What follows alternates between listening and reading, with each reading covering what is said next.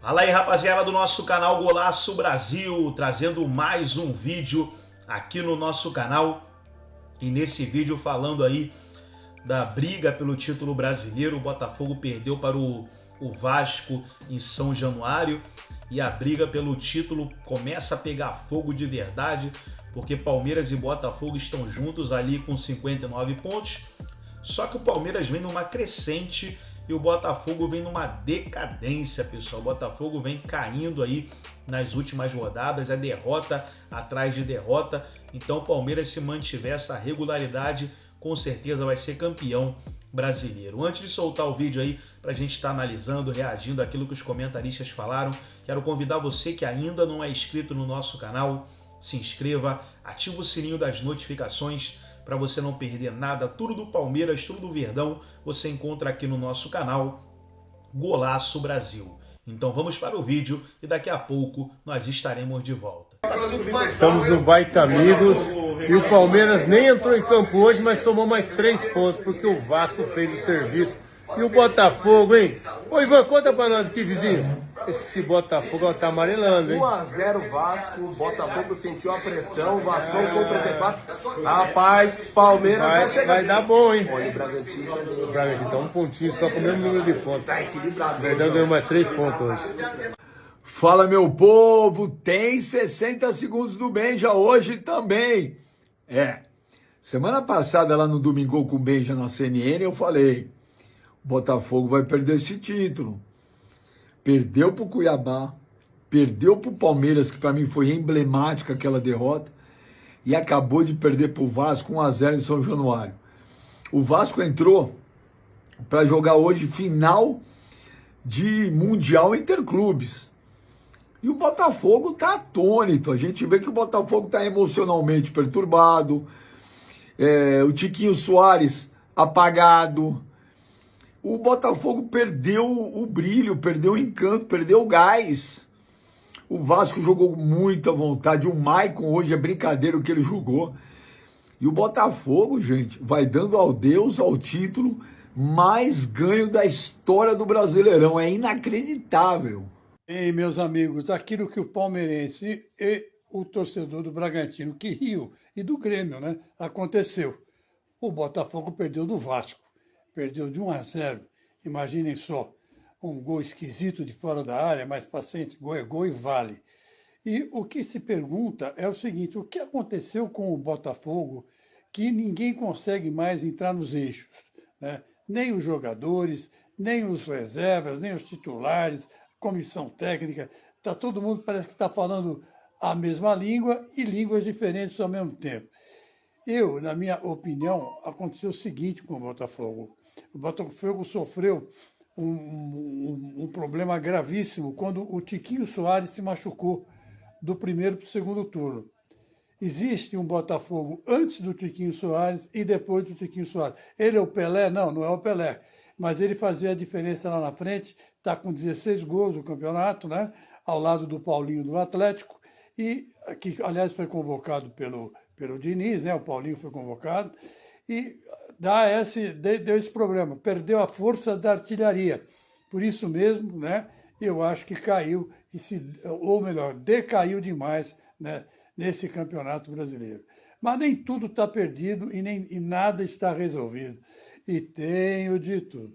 André Kfouri, vamos começar essa análise da seleção brasileira que enfrenta a Colômbia e depois a Argentina pelo Endrick.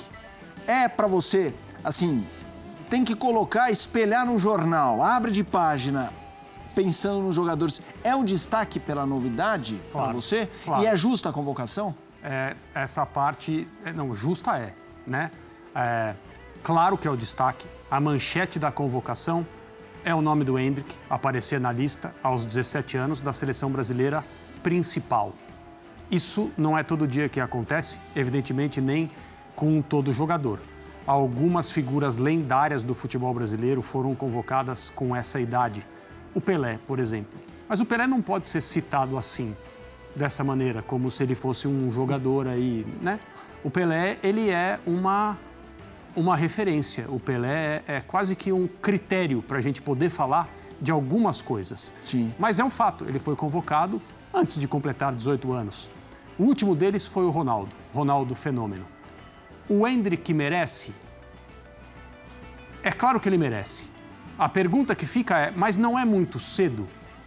E aí eu acho que a gente pode olhar para a questão de uma outra maneira. Talvez seja cedo. O problema é que ele é precoce, como é todo jogador considerado fora da curva, fenomenal com essa idade. E ele é. Se ele vai ser um jogador profissional fenomenal, se quando a carreira dele terminar nós dissermos, olha, quando ele tinha 17 anos, foi convocado pela primeira vez, ele já era um fenômeno, a gente vai ter que aguardar, a gente vai ter que observar a carreira dele. Ele tem ótimas chances de daqui décadas a gente dizer isso a respeito dele. Mas tem que... É preciso ver, é preciso pagar para ver, do sentido de quem toma a decisão. Sim. E o Diniz pagou para ver, como ele bem explicou, o Pedro Ivo, porque esse jogador pode ser, de fato, um fora de série ao longo de toda a sua vida jogando futebol. Não só agora, em que ele ainda é uma estrela precoce. Então eu entendo, concordo e aplaudo a convocação, não só do Endrick, a convocação de 4 jogadores que estreiam pela seleção brasileira, o João Pedro, que está em Portugal, o PP, que está na Inglaterra, ou ao contrário, agora talvez eu tenha me confundido. O João Pedro no Brighton. João Pedro, que joga na Inglaterra no Brighton, e o PP, que joga no Porto, em Portugal. O Paulinho, do Atlético Mineiro, que talvez seja o melhor jogador do campeonato. Sim. E o Endrick, que é uma figura diferente de todos. Vamos falar dessa questão ofensiva por 2 jogadores. Um que sai da convocação, que é o Richarlison. Aliás, já a gente vai apresentar o nosso correspondente na Inglaterra, o João Castelo Branco, conversou com o Richarlison, chorou na entrevista por não ter sido convocado, admitindo também que a fase não é boa e tudo mais. A gente sabe quão emotivo é o Richarlison e o que significa para ele estar na seleção brasileira. E o Marcos Leonardo dos Santos, que é a esperança santista de evitar rebaixamento, um cara que converte muitos gols eu ia falar desde a base, ele ainda é muito novo, mas assim, desde sub-13. Queria que você falasse da saída do Richarlison e a chegada do Marcos Leonardo. Pelo Marcos Leonardo a gente começa. Talvez na fila, aí por merecimento, por tempo jogando, o Marcos Leonardo estivesse na frente até do Endrick. E o Marcos Leonardo não é um jogador apenas jovem e bom. O Marcos Leonardo também tem chance de ter uma carreira absolutamente acima da média durante todo o tempo que ele jogar futebol. Tem bola para jogar na elite desse esporte, para fazer muito estrago na seleção brasileira. Acredito que é isso que vai acontecer com ele. De acordo com as informações que a gente tem, ele foi um jogador muito observado e quase convocado ao final, na hora de fazer a lista. É claro, né, as observações elas envolvem muitos jogadores. Na hora de fazer a lista final para essa data FIFA, contra Colômbia e Argentina, a comissão técnica decidiu não chamá-lo. Mas eu acredito que a hora dele vai chegar e ele tem qualidade para ser um jogador quase que permanente na seleção. Jogo não lhe falta, compostura também não. Mas é claro que ele tem que ser testado, ele tem que ser experimentado, assim como todo jovem que tem potencial.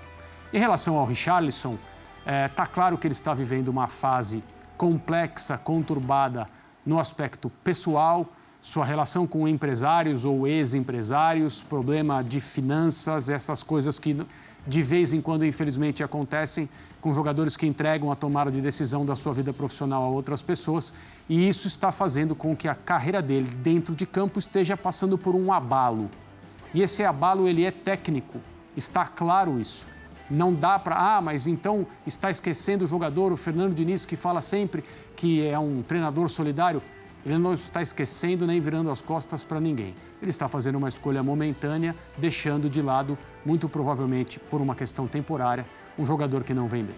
Então tá aí, pessoal, foi o vídeo da ESPN Brasil. Todos os créditos, direitos autorais e agradecimentos estarei deixando o link na descrição desse vídeo, onde os comentaristas debateram aí a convocação do Endrick para a seleção brasileira. O garoto vem brilhando aí com a camisa do Verdão e tem tudo para brilhar com a camisa da seleção. Gostou do vídeo? Deixa o seu like, se inscreva no canal, ativa o sininho das notificações. Forte abraço a todos e até o nosso próximo vídeo aqui no nosso canal Golaço Brasil.